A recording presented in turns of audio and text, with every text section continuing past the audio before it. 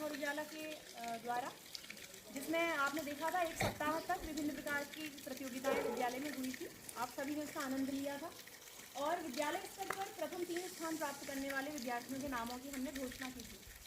उसी क्रम में कल अर्थात 18 दिसंबर 2025 को पीएम श्री अटल उत्कृष्ट राजकीय इंटर कॉलेज अल्मोड़ा में जिला स्तरीय न्यूज़ रीडिंग प्रतियोगिता का आयोजन किया गया था, जिसमें हमारे विद्यालय से कुमारी आस्था रजवार कक्षा 12 ने प्रतिभाग किया और बहुत हर्ष का विषय है कि उन्होंने जिला स्तर पर प्रथम स्थान प्राप्त किया है। तो आप सभी तालियों की गड़गड़ाहट के साथ मैं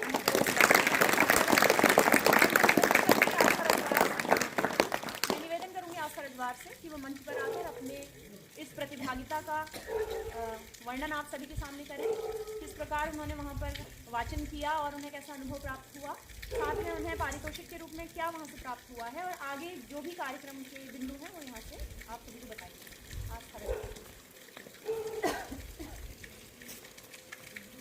good morning all of you. मैं आस्था रजवार कक्षा 12 की छात्रा हूँ और district level news reading competition मैंने कल 18 तारीख को मैंने उसमें पार्टिसिपेट किया था और मैं उसके बारे में इतना बताना चाहूँगी कि वहाँ जितने भी पार्टिसिपेंट्स थे सबके सब बहुत अमेजिंग थे, बहुत बढ़िया थे। उन सभी ने बहुत अच्छा बोला और मुझे बहुत अच्छा लगा सभी को पढ़ता देख करके, क्योंकि हम यहीं अपने स्कूल में तो सभी को पढ़ता देखते हैं, लेकिन बाहर जा कर के दूसरे स्कूल से जो बच्चे आते हैं उनको बहुत कम मौका मिलता है देखने का।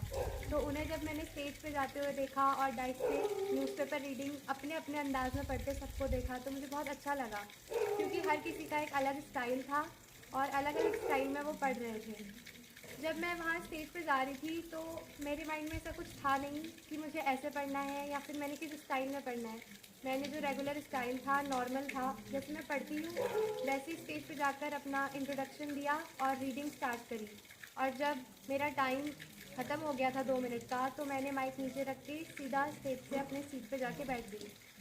उसके बाद हमने वहाँ पे जो अमर उजाला के संपादक जो गेस्ट वहाँ पे आए थे उनका एक छोटा सा जो उन्होंने भाषण दिया था वो सुना और उन्होंने काफ़ी इंस्पायरिंग भाषण दिया था। बहुत काम तरीके से उन्होंने भाषण दिया था और उन्होंने ये कहा था कि जो ये मेन जो हमारा इसका उद्देश्य है वो चाहे बाकियों को कुछ भी लगे, लेकिन मेन उद्देश्य ये है कि हम रीडिंग करना आजकल के समय में भूल चुके हैं।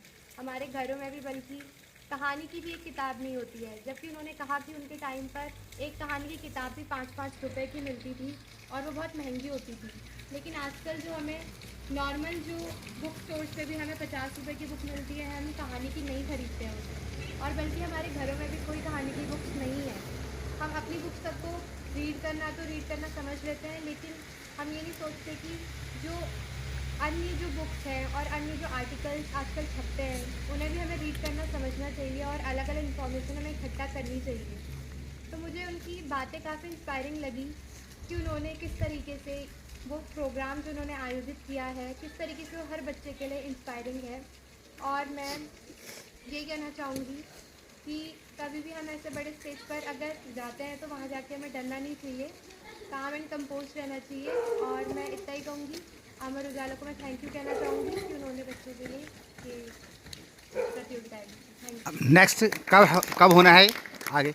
अभी कोई पता नहीं है कि ये कंफर्म डेट नहीं पता चली कि नेक्स्ट जो कंपटीशन होगा वो कब होगा। उन्होंने बोला है कि वो इसके बारे में इन्फॉर्म करेंगे। Thank you Aastha.